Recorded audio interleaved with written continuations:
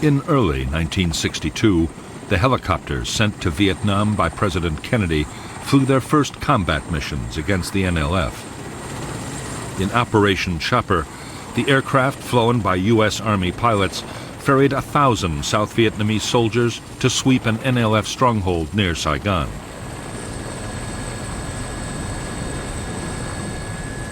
It was the beginning of a whole new phase of the conflict.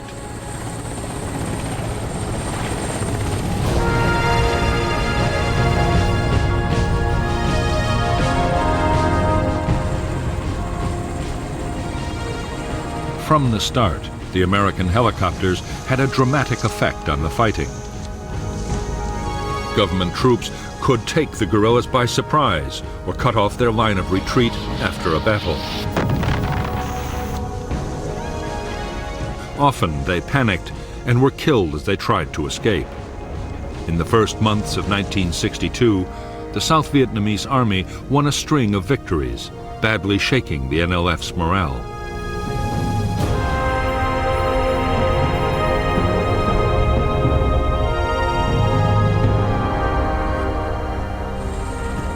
Using helicopters for offensive operations called for a whole new set of tactics. It was a complex business in which helicopter forces and ground units had to be strictly coordinated. But the aim was simple. The enemy had to be found, fixed in position, and then defeated. Government troops called it spear and net. Later it would become known as search and destroy.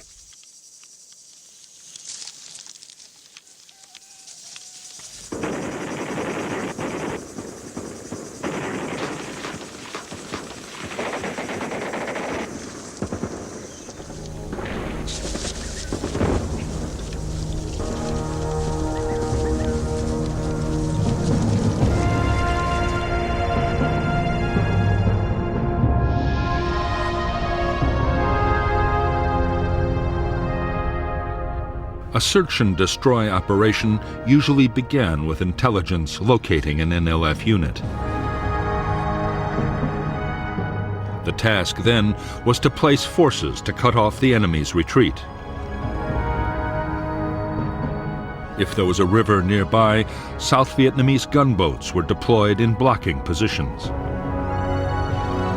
Infantry on foot and in armored personnel carriers were moved in overland. Meanwhile, American helicopters loaded up with government troops rendezvoused with their escort of ground attack aircraft. After bombing or artillery strikes, the airborne infantry landed and advanced towards the enemy, acting as the offensive spear. Trapped by the net of blocking forces, the Viet Cong would be forced to do battle and be destroyed by vastly superior firepower, or so the theory went.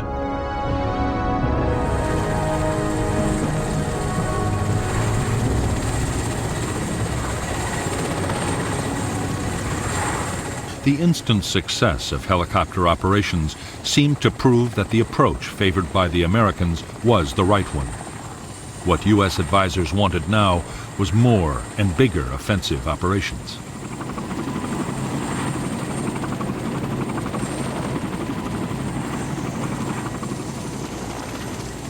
The greatest need was for more helicopters, and the Americans quickly provided them. A series of government victories followed, and soon it looked as if the South Vietnamese Army might, in the not-too-distant future, actually defeat the guerrillas.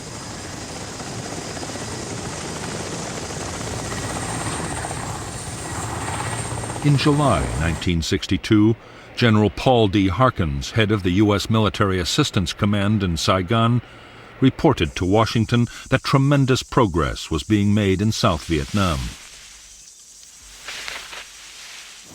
It was just what President Kennedy wanted to hear, and in the White House there was a deep sense of relief. They hoped they could bring home all U.S. military personnel by the end of 1965.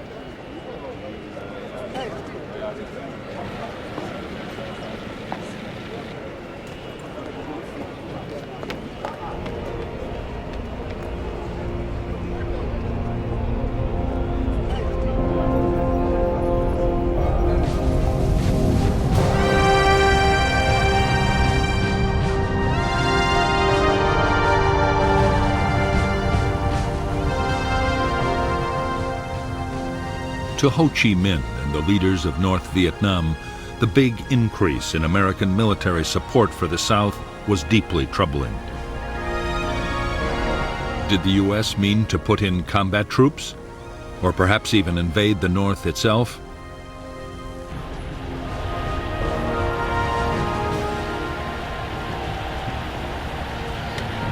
They appealed to the Chinese leader Mao Zedong for help.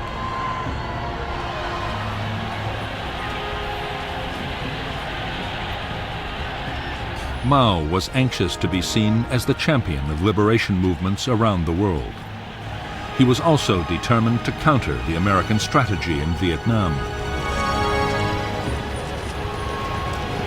In the summer of 1962, the Chinese leader promised Ho Chi Minh substantial support for the guerrilla war against the Southern government.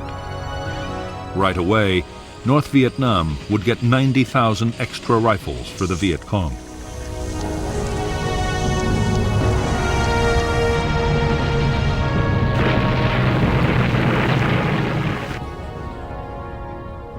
As yet, the Americans knew nothing of the Chinese decision to back the war. They were still highly optimistic. Although the NLF were not being beaten on the battlefield and had managed to hit over 2,500 hamlets in 1962 alone, pacification programs designed to increase government control over the countryside promised real progress in the villages.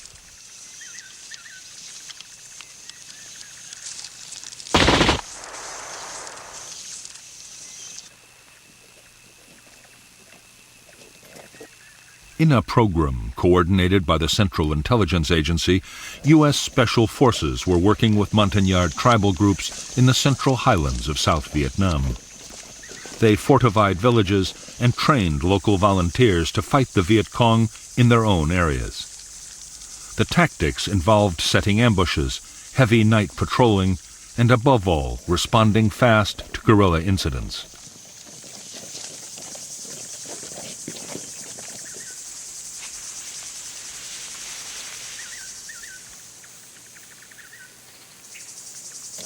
The civilian irregular defense forces created by the American teams were highly effective.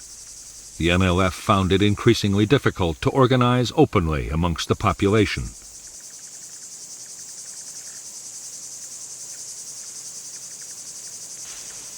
At its peak, the program would encompass thousands of villages and hundreds of thousands of people.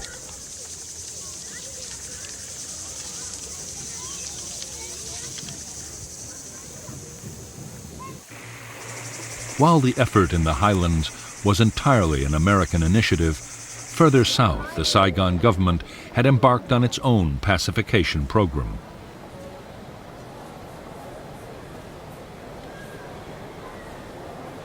Backed by the CIA, called the Strategic Hamlets Program, the idea was to create 11,000 settlements which could defend themselves from the Viet Cong and bring government authority into the countryside. The campaign was a disaster from the start.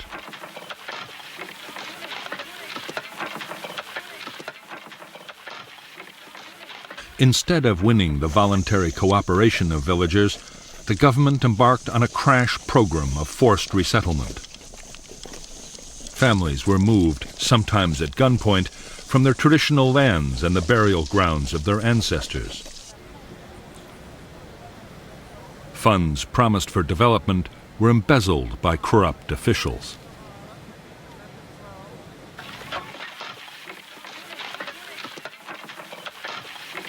Soon, the strategic hamlets came to be seen by their inhabitants as little better than prisons. The result was a massive upsurge in support for the NLF, who vowed to destroy the strategic hamlets by every means possible.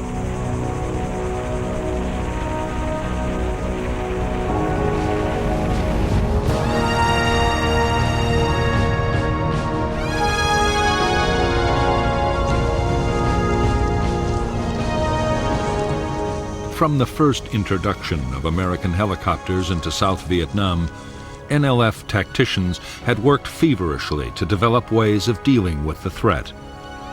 They had learned to mount ambushes with heavy machine guns near the obvious landing zones.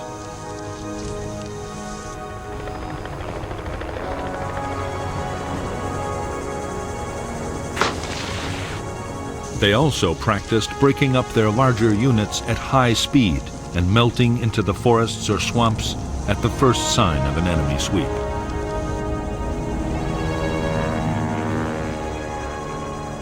One of the biggest lessons learned by the guerrillas in 1962 was to keep their attacks short. Raids or ambushes were planned to last no more than 15 minutes. The idea was that even with helicopters, government forces would have too little time to react.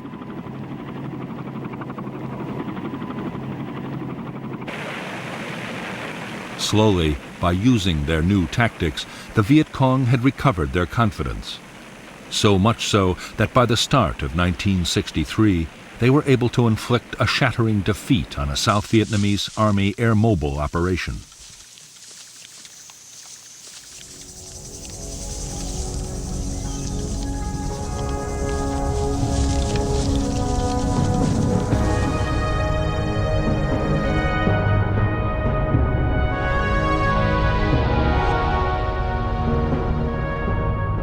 The hamlet of Ap Tan Toi in the Mekong Delta was believed by the South Vietnamese Army to be the location of a Viet Cong headquarters, a radio transmitter, and a small guerrilla force.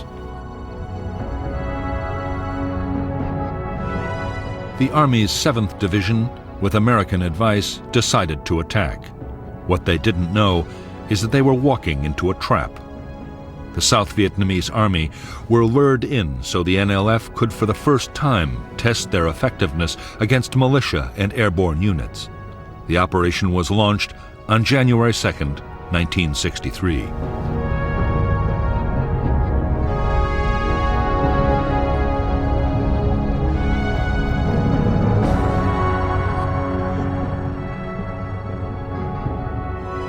The neighboring hamlets of Ap Tan Toi and Ap Bac were strung out along a raised dike and an irrigation canal.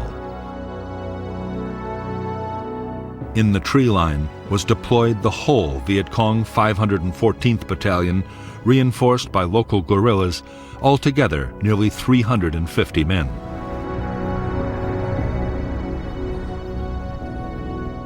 The 11th Regiment of the South Vietnamese Army landed north of Ap Tan Toi and exchanged fire with the Viet Cong. Meanwhile, a Civil Guard task force pushing from the south ran straight into the Viet Cong at Ap Bac and was stopped in its tracks.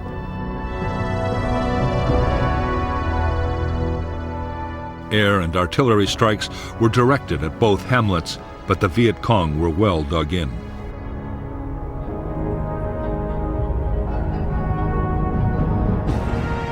A reserve company of Army troops was landed in transport helicopters to attack Ap Tan Toi.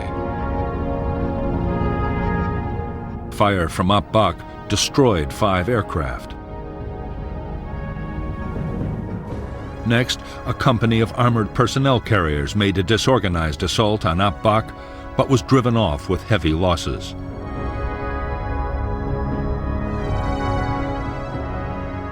Airborne reinforcements were dropped in the wrong place by the Army commander. This allowed the Viet Cong to escape and avoided further government casualties.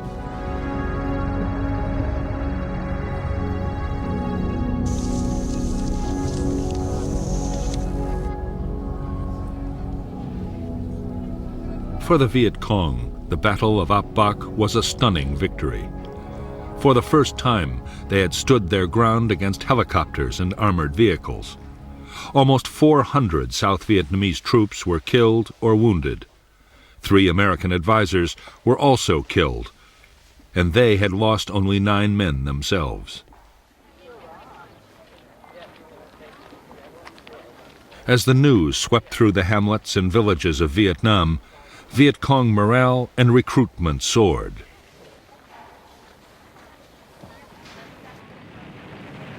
After Ap Bac, the guerrillas sharply accelerated the tempo of their operations. Attacks on strategic hamlets were launched almost every day, and hundreds were overrun. The guerrillas hit isolated government forts, tempting sources of arms and radios. Usually, they set ambushes for any army troops that might be sent to the rescue.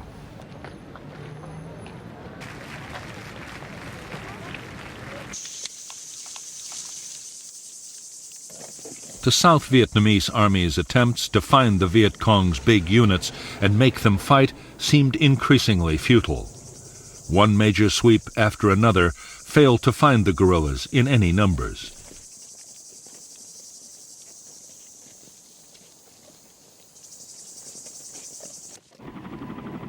By now, many American advisors in South Vietnam, colonels and captains at the sharp end of the battle, had begun to ask questions about U.S. military doctrine.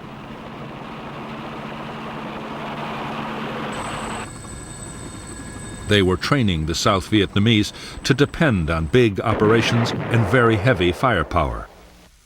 As a result, large numbers of civilians were being killed, which could only increase support for the NLF. And in spite of everything, the guerrillas were usually escaping the net.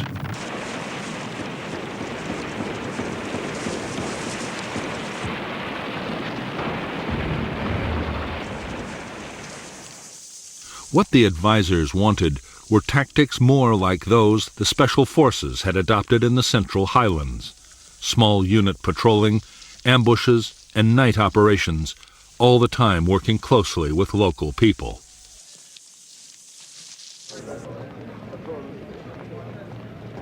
In Washington, the suggestion met with some hostility. As far as the generals were concerned, the job was to find the enemy and destroy him with as much firepower as could be mustered.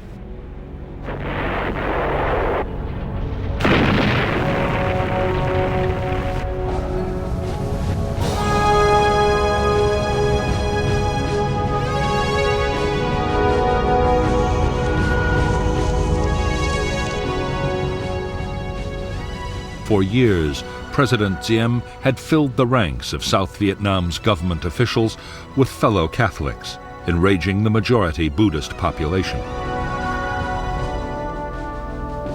From the beginning of May 1963, there were widespread protests. Diem reacted violently. The army raided temples.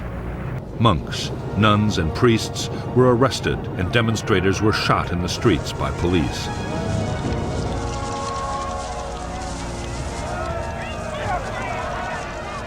In July, students began their own mass actions in support of the Buddhist cause.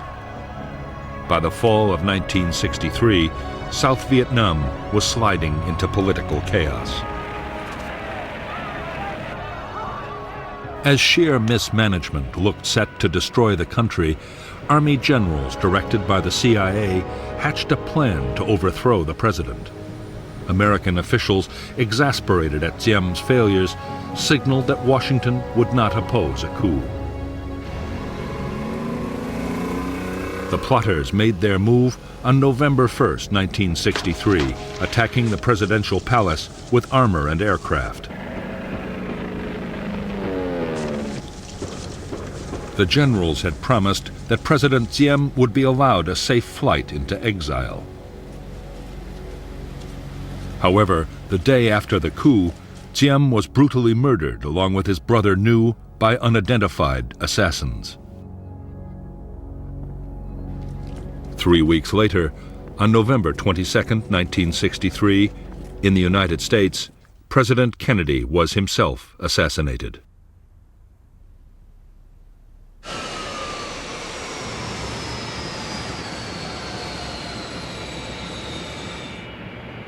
Kennedy's place was taken by his Vice President Lyndon Baines Johnson. Johnson had always been wary of America's involvement with Vietnam. Now he had inherited a strong U.S. commitment to the South. Whatever his private doubts, it was a commitment he was determined to honor.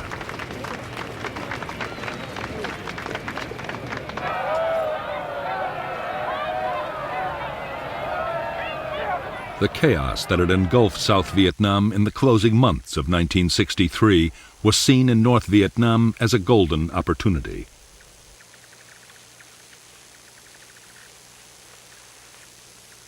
Ho Chi Minh and most of his fellow leaders saw the chance of a quick victory if the war was stepped up fast.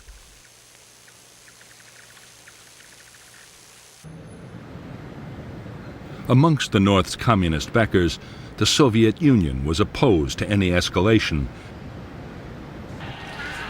But the Chinese leader Mao Zedong had promised his support. If the Americans reacted by invading North Vietnam, China would even deploy combat troops to help the defense.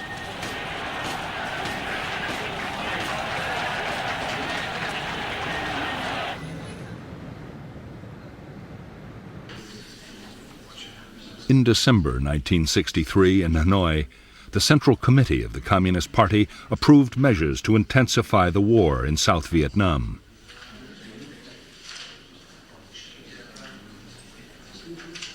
General Giap, the defense minister, had argued for caution, but most of the leadership was against him. The order was given to speed up the flow of men and weapons to the NLF in the south.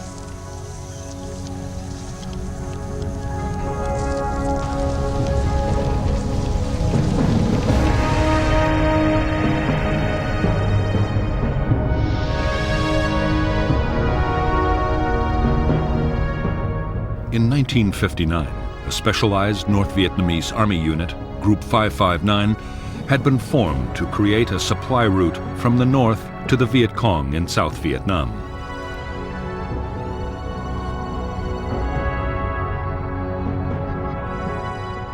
Jungle trails inside the south had proved too vulnerable to government army sweeps, and so, helped by their allies, the Pathet Lao guerrillas in Laos, and with the tacit approval of Prince Sihanouk of Cambodia, Group 559 had taken over the border areas just outside South Vietnam.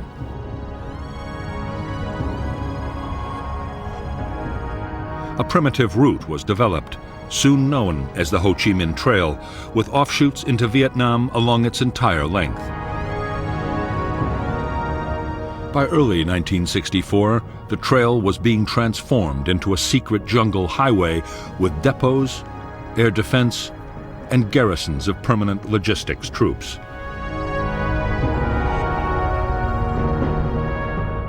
Meanwhile, another unit, Group 579, controlled the infiltration of men and weapons into South Vietnam by sea.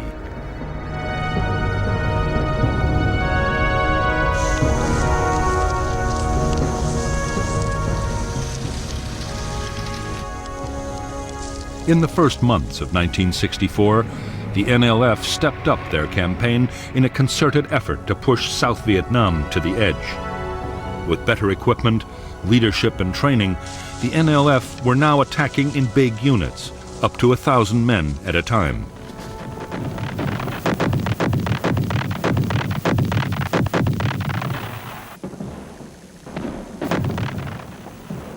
As the guerrillas sensed victory and piled on the pressure, on January 30th there was yet another military coup in Saigon. The U.S. Defense Secretary, Robert McNamara, was dispatched to Vietnam to boost the authority of the new leader, General Nguyen Thanh. Yet few American officials imagined Thanh could soon win popular support or rally the demoralized South Vietnamese army.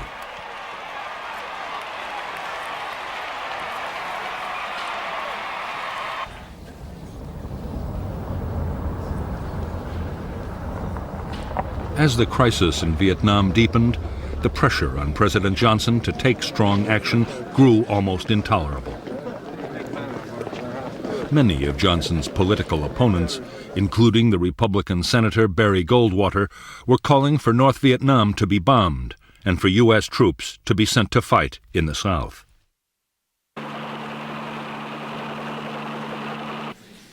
The Joint Chiefs of Staff were also insisting that decisive military action would have to be taken to pressure Hanoi.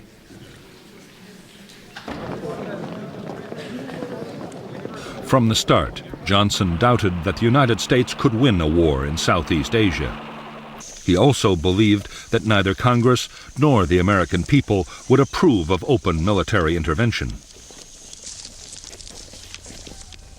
However, he did agree to covert actions against North Vietnam, including secret bombing of economic targets and villages along the Laotian border.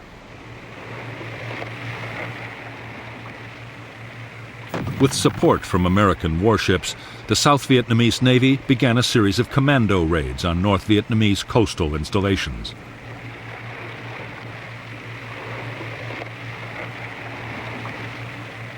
It was one such operation in August 1964 that would set the stage for a dramatic clash between U.S. and North Vietnamese naval forces.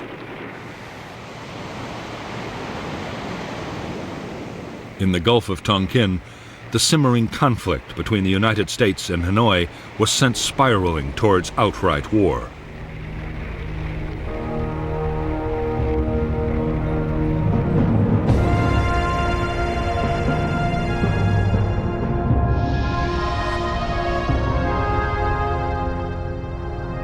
On the night of 30th July 1964, South Vietnamese commandos attacked two small North Vietnamese islands in the Gulf of Tonkin. The U.S. destroyer Maddox, an electronic spy ship, was 123 miles south with orders to electronically simulate an air attack to draw North Vietnamese boats away from the commandos.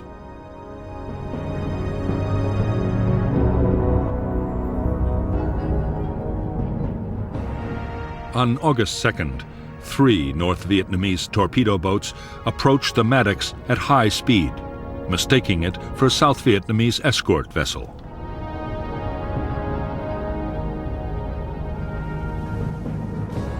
In the engagement that followed, the Maddox sank one of the craft, and air support planes damaged the others.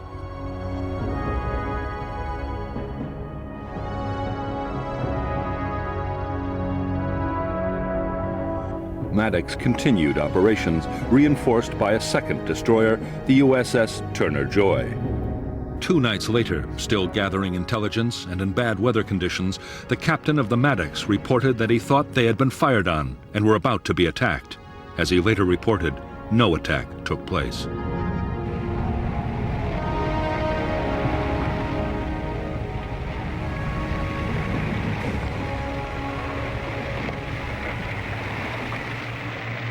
The possibility that the second attack had been imagined by tense sailors in the poor weather conditions was considered and rejected in the White House.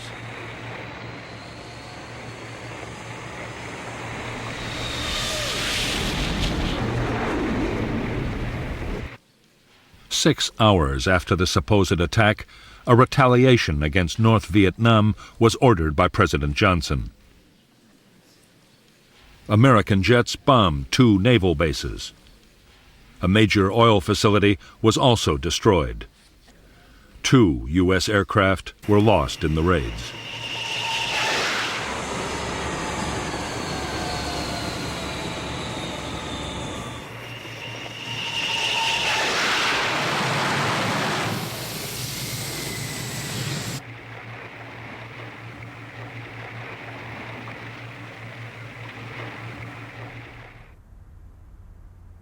Within hours of the American airstrikes, the Chinese Premier Chou En-lai was calling on the Vietnamese to prepare to fight back.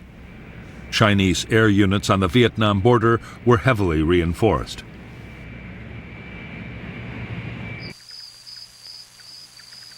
Frantic efforts were made to improve North Vietnam's anti-aircraft defenses.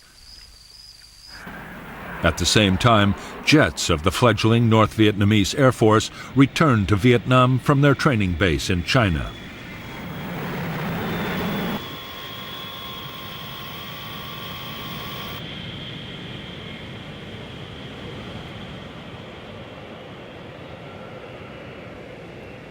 The same day that North Vietnamese fighters began operations from their new home airfield, an historic step was taken in Washington. On August 7, 1964, the U.S. Congress passed the Tonkin Gulf Resolution. It gave President Johnson the freedom to take whatever actions he thought necessary to defend Southeast Asia. Johnson now had the power to use military force in Vietnam in almost any way he chose.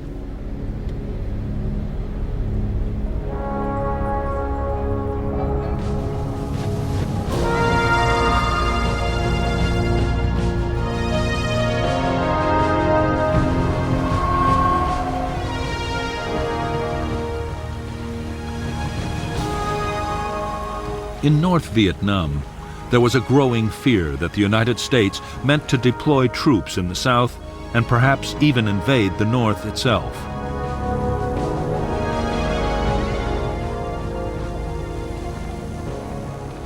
The U.S. might also decide to bomb North Vietnam into the ground.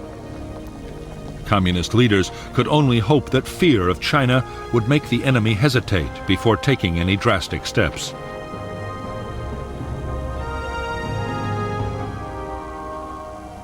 Meanwhile, a bold stroke might win the war in the South before the Americans could intervene.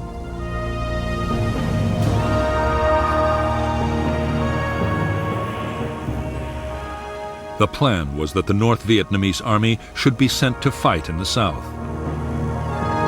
Supplying them would be no easy task, but their well-trained and heavily armed regiments just might tip the balance. The aim was to topple the weakened South Vietnamese state within little more than a year.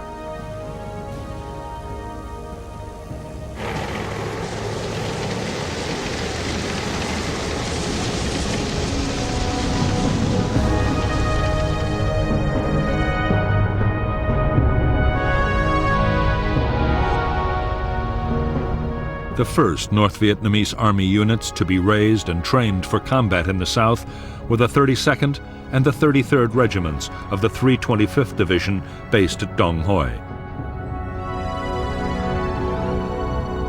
The 66th Regiment of the 304th would follow next. The plan was that starting in October, the troops would march for 6 weeks down the Ho Chi Minh Trail and enter South Vietnam's central highlands in early 1965.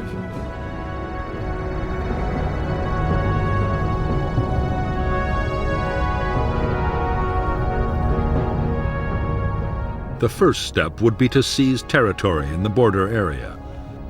At the same time, the Viet Cong would take over the coastal provinces of Quang Ngai and Bien Dinh. The NVA would then advance along the line of Highway 19 between Pleiku and Quy Nhon, splitting South Vietnam in two. Meanwhile, the Viet Cong would mount big attacks in the Mekong Delta and around Saigon. Victories there would open the way for a general offensive and trigger the popular uprising which would sweep away the Saigon government.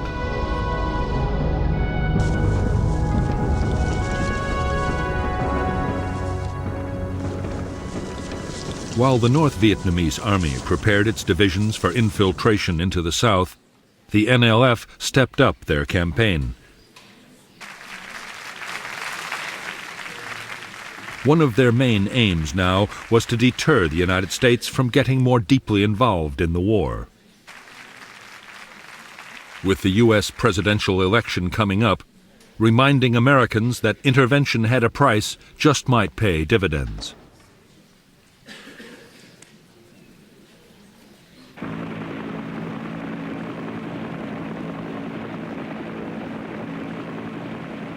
On November 1st, 1964, only 2 days before the election, Ben Hoa Air Base near Saigon was blasted by Viet Cong mortars. 4 Americans were killed and 76 wounded. 5 B-57 bombers were destroyed and 15 damaged. Although the attack seemed a blatant provocation, President Johnson was determined not to react in a way that might endanger his election chances. His restraint seemed to have paid off handsomely when, on November 3, 1964, he resoundingly defeated his rival, Barry Goldwater.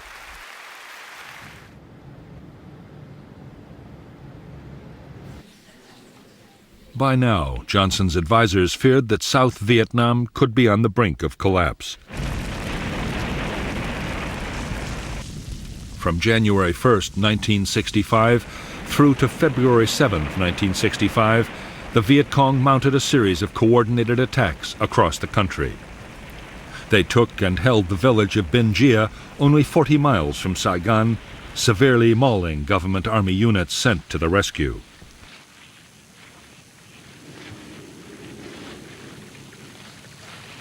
Altogether, 200 government troops were killed near Binh Gia, along with 5 American advisers. The battle culminated in a devastating ambush that almost wiped out a relief column of elite South Vietnamese Army Rangers.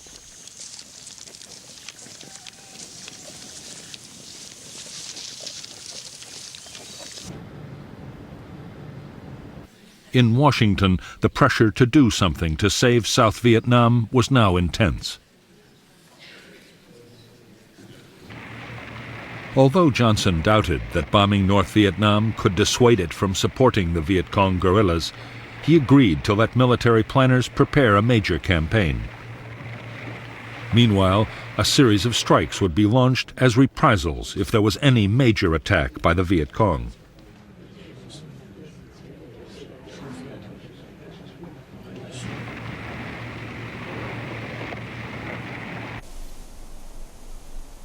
The provocation came on February 7, 1965. A U.S. helicopter base and advisory compound in the central highlands of South Vietnam was attacked by NLF commandos. 9 Americans were killed and more than 76 were wounded. Johnson ordered immediate retaliation, and U.S. Navy fighter bombers were launched to attack military targets just inside North Vietnam.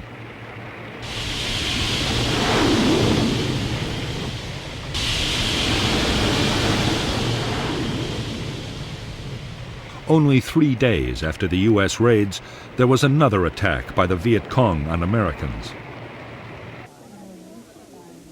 This time, it was a bomb in a hotel at Quy Nhon, which killed 23 U.S. servicemen. More retaliation strikes were launched, and on February 13, 1965, President Johnson authorized a bigger campaign, codenamed Operation Rolling Thunder.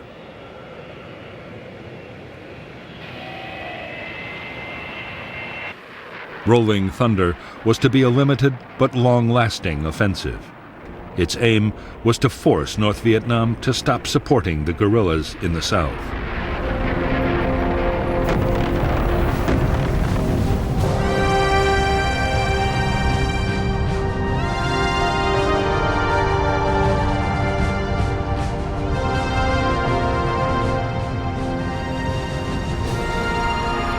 As Operation Rolling Thunder got underway, the chief of the U.S. Military Assistance Command in Saigon, General William C. Westmoreland, grew increasingly worried about the security of bases involved in the campaign.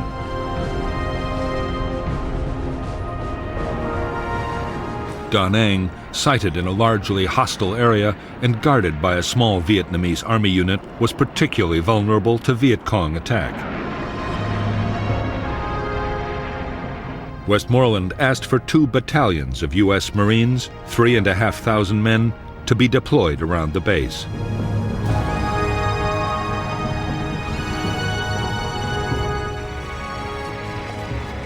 On March 8, 1965, a battalion of the 9th Marine Expeditionary Brigade went ashore at Da Nang. The 2nd Battalion would arrive later by air. The Marines' mission was to be strictly confined to defending the Da Nang base.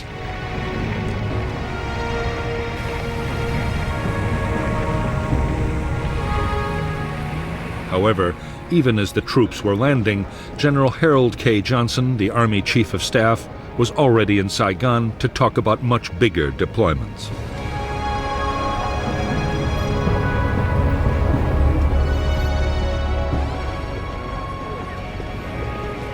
General Johnson had been appointed by the President his special representative. His mission was to prompt General Westmoreland and U.S. Ambassador Maxwell Taylor to say what troops they needed to win the war.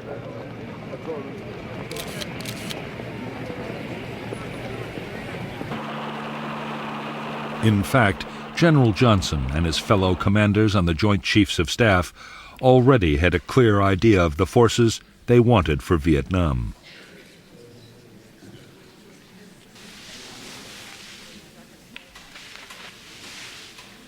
The Joint Chiefs' wish was for 3 divisions, around 70,000 men. That was the number called for in their defense plan for Southeast Asia, Operation Plan 32. The plan had been designed to meet an invasion of South Vietnam from the north or China, something that no one now expected to happen.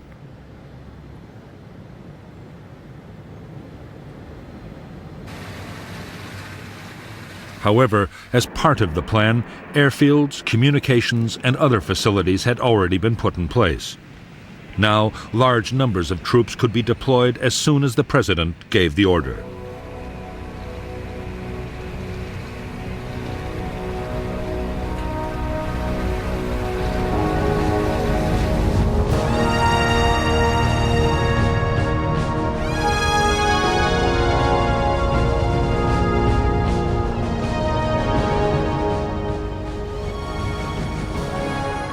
It was American public opinion that most worried President Johnson. He was determined to move slowly on sending more men to Vietnam. He agreed to another 3,000 Marines and 20,000 logistics and support troops to prepare for further deployments. But for the moment, that was as far as he would go.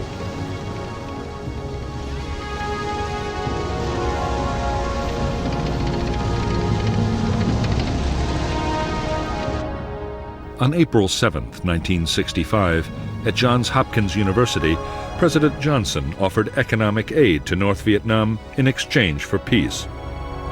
His offer was brusquely rejected by the North Vietnamese government.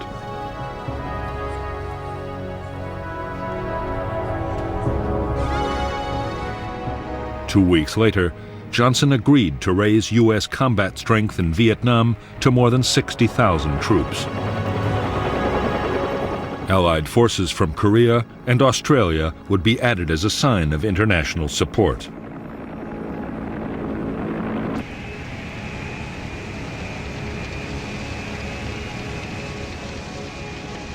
There were restrictions on how the U.S. commander in Vietnam, General Westmoreland, would be able to use the troops he had been given. They were to operate only inside clearly defined enclaves around their bases.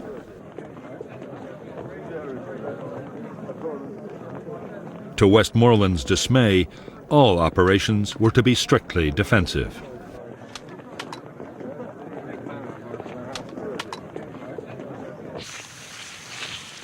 The American policy of defending enclaves would soon be severely tested by the Viet Cong. The guerrillas were planning to unleash a massive offensive. The campaign was designed to inflict the final blows on the tottering South Vietnamese state.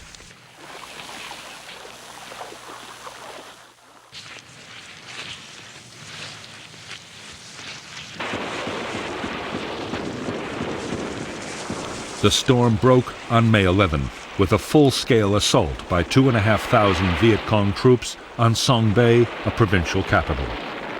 After fierce battles in and around the town, the Viet Cong withdrew, but only after holding Song Bay for nearly 2 days.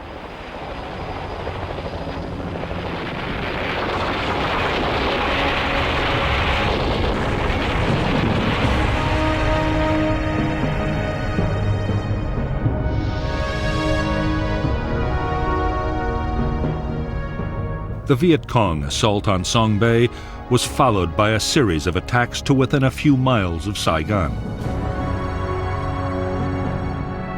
Meanwhile, in the Central Highlands, U.S. intelligence had detected all the elements of the North Vietnamese Army's 325th Division and signs that the 304th was on its way.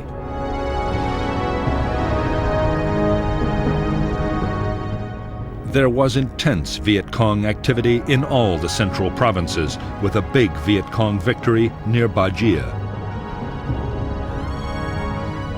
On June 10, 1965, at Dong Xoa, a South Vietnamese Army district headquarters and U.S. Special Forces camp was overrun by a full regiment.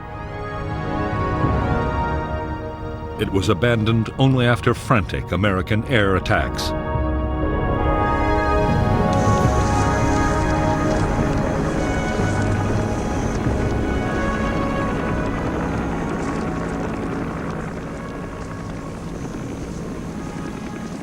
The sheer scale of the Viet Cong's new offensive had far surpassed anything that either the South Vietnamese Army or the Americans had anticipated. The government's best and most mobile battalions had been shattered.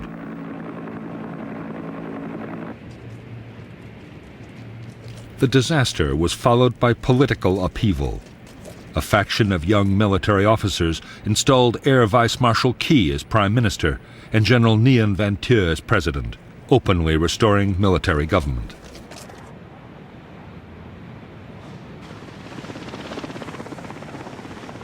After the Viet Cong's May offensive, it was plain to the Americans that enemy numbers were much higher than they had thought. That meant far more U.S. troops would be needed to hold the line.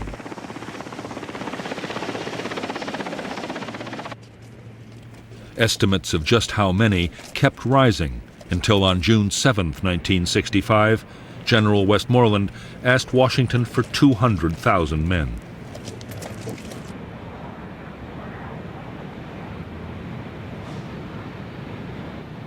While Westmoreland was waiting for the president's decision, he was given new powers to use the troops he already had more aggressively. He would no longer have to confine his men to defensive enclaves, but could go out and attack the enemy.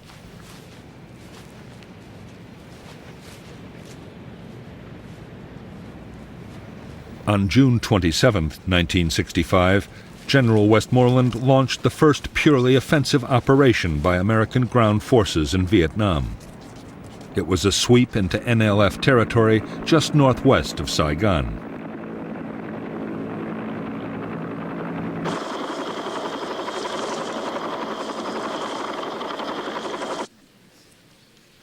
A month after the start of offensive operations, President Johnson announced that more troops would be sent to Vietnam.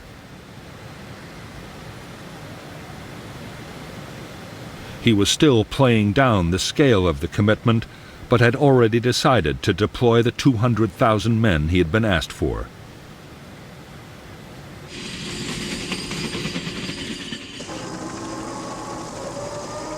The following day, the first troops of the big buildup arrived in Vietnam. The men were a battalion of the 101st Airborne Division. By this time, there was no longer any doubt about just what their mission would be. They were to find the Viet Cong's main force military units and destroy them on the battlefield.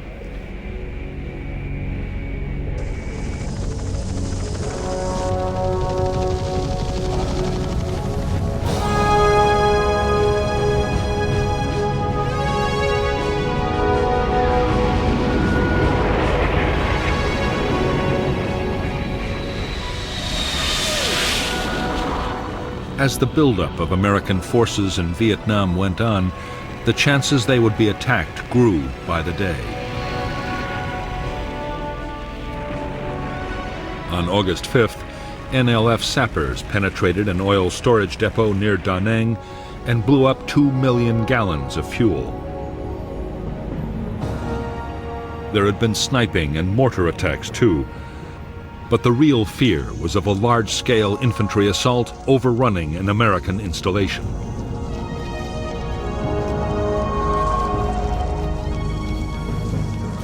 What the Americans needed was accurate and timely intelligence about what the enemy intended to do.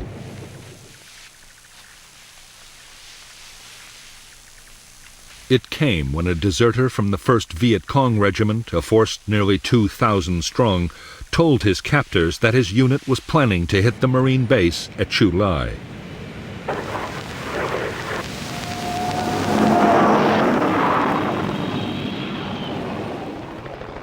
The Marines quickly planned a full-scale operation to trap the Viet Cong regiment in its assembly area.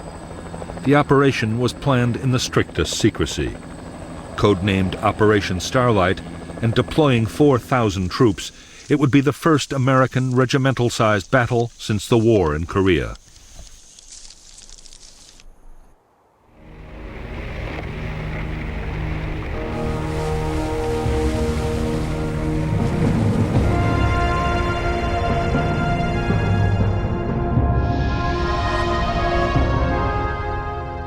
The Marine base at Chu Lai was 15 miles from the village complex of Van Tuong.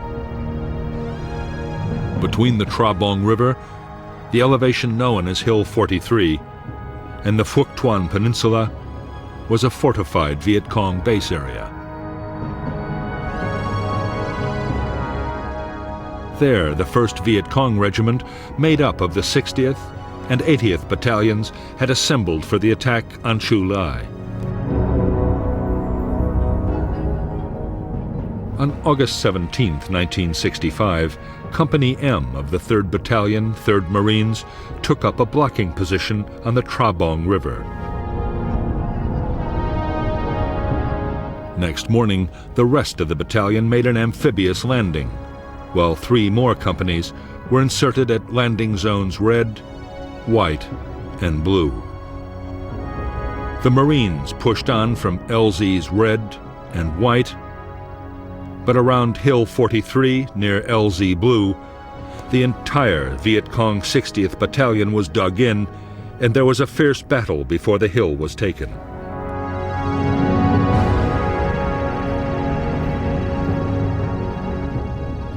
There was also heavy Viet Cong resistance near the hamlet the Americans called A Chuang Tu. But after reinforcement, the Marines succeeded in squeezing the Viet Cong from 3 sides, trapping them with their backs to the sea.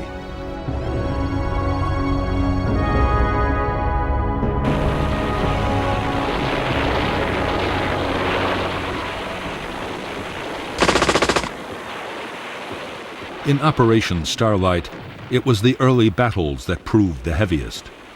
The first 2 companies in action took almost 1/3 casualties. 29 were dead and many wounded, but the Marines had claimed nearly 300 Viet Cong killed.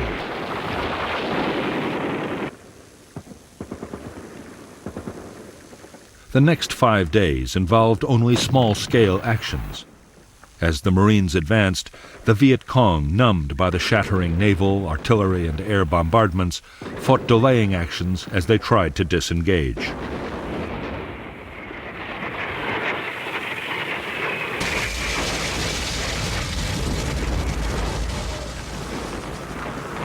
In support of the attacking infantry, Marine guns at the Chu Lai base alone fired over 3,000 rounds.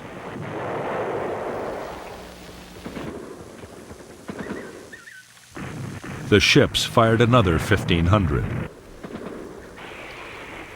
Marine air support was so effective that at times aircraft were dropping their bombs within 200 feet of their own troops.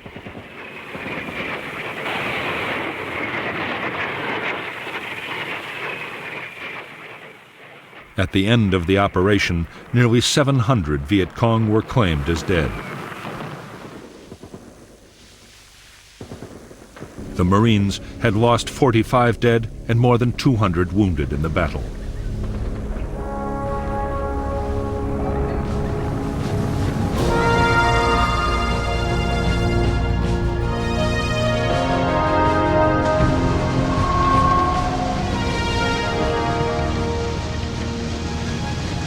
For the United States Marines, Operation Starlight had been a resounding victory.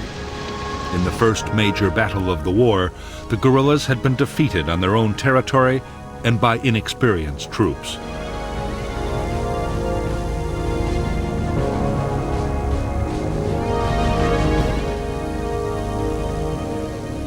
The classic U.S. military doctrine had worked exactly as it was supposed to.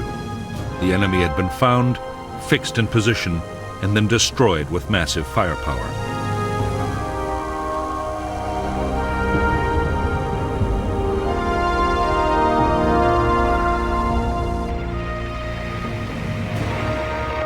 the Marines moved fast to take advantage of their victory in Operation Starlight. They launched a series of attacks against NLF concentrations along the coast.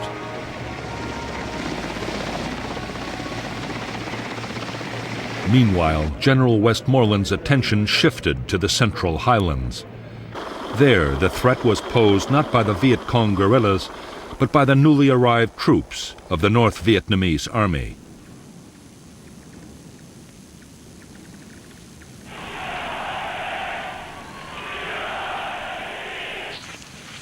It was against these professional and highly trained regiments that the Americans would fight their next major battle.